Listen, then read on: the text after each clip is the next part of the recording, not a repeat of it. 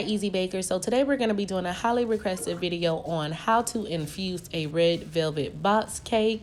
So that's what we're going to be doing today for Vlogmas Day 7.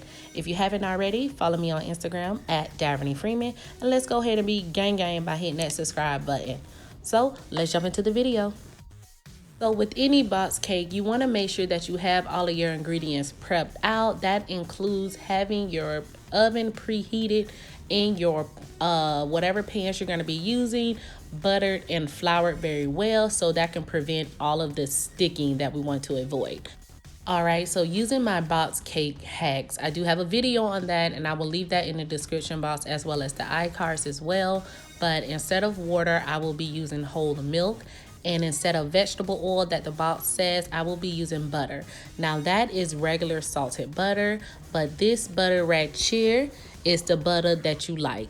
I did not clarify this butter, I just melted it down, and I'm going to get all of that stuff at the bottom of the cup because that is the medication that you will use to fight the symptoms, whether if you're like, okay, well, I have muscle spasms. Now that's the medication that will help you. So you want to use a rubber spatula to just remove all of the residue out of the mason jar, or if you're using whatever container you're using, you just want to make sure that you get everything out of it. So that's why I decided to use my eggs, just to use that liquid from the eggs to kind of get the rest of the residue out of it too, and put it into my mixture.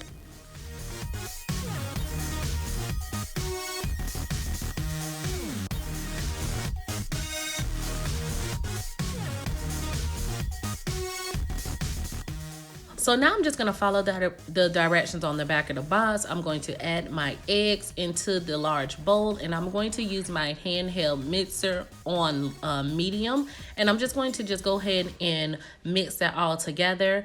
I personally don't like to mix it until all of the flour is completely gone, because I think that kind of over mix a batter cake mixture kind of. So just want to be mindful of how much you're mixing and just making sure that you're not going to over mix your batter, because with a box cake is really easy to do.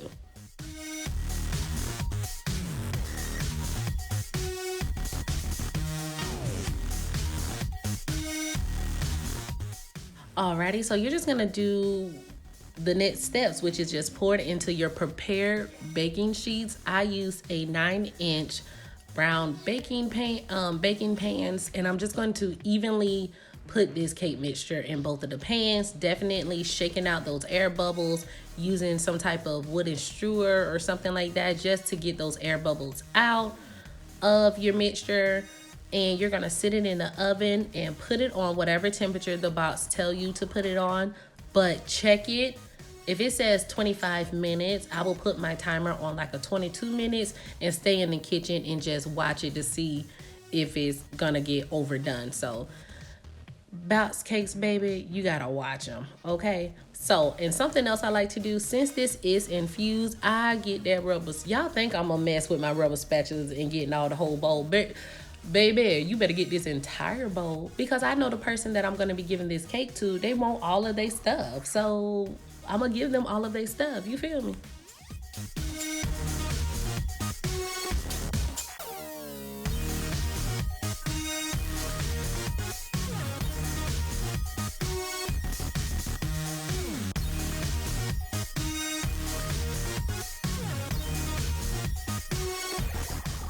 So now that my cake is baking, I'm going to be infusing the cream cheese icing that will frost the cake. For this, I will be using my cream cheese icing that I already have. You can either use butter, infused butter, or you can be using Everclear tincture, which is what I'm going to be using to infuse this cream cheese frosting that I've already made. So if you guys want a video on how I made my cream cheese frosting, you can just put a comment out there and I can go ahead and do that for you. But I already have one in my red velvet cake already on my channel, and I will link that in the description box in the iCards. Okay, so since I'm using my tincture mixture, I'm just going to start off with 5 milliliters, which is a teaspoon, for my crumb coat, because I'm gonna use this as a crumb coat This amount of frosting is not going to be enough for a whole 9-inch cake.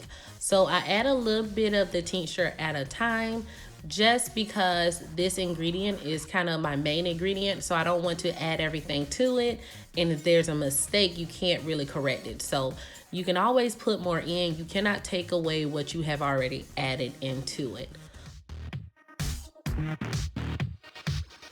So if you're making this for someone else, you like I'm doing, you're going to make sure that you ask them what they can take or how much milligrams they would like to put inside of the whole cake.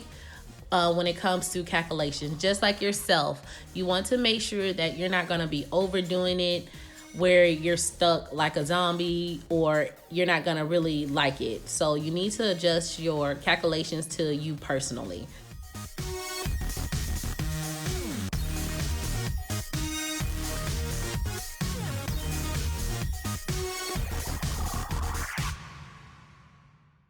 And I do recommend that if you are going to use this, you do want to taste and adjust the flavor, because like anything, when you add a certain ingredient, any type of ingredients into your mixture, it can throw the taste off slightly. So you want to make sure that your ratio with your sweetness and everything is there, so the cake can still taste good. You don't want certain ingredients to overpower your entire cake.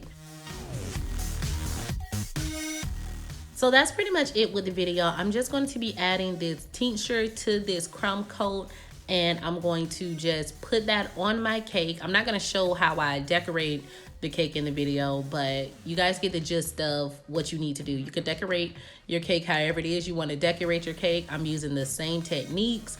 I'm going to use this little bit of batter to crumb coat my cake. Once my cake gets done, I'm going to let it cool completely, frost it with this cream cheese icing, put it in the refrigerator for 30 minutes to an hour, then frost it with some more cream cheese icing.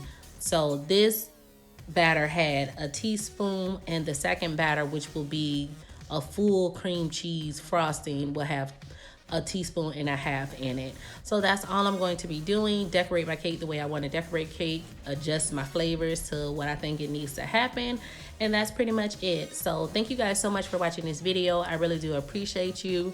If you want more videos on how to do infused treats or anything like that, then I will definitely get you guys. I know I had a community poll up to see about the viral TikTok's infused cocoa ball, so I will be doing that video probably, like, I don't know, tomorrow. But thank you guys so much for watching this video. Talk to you on that video, girl.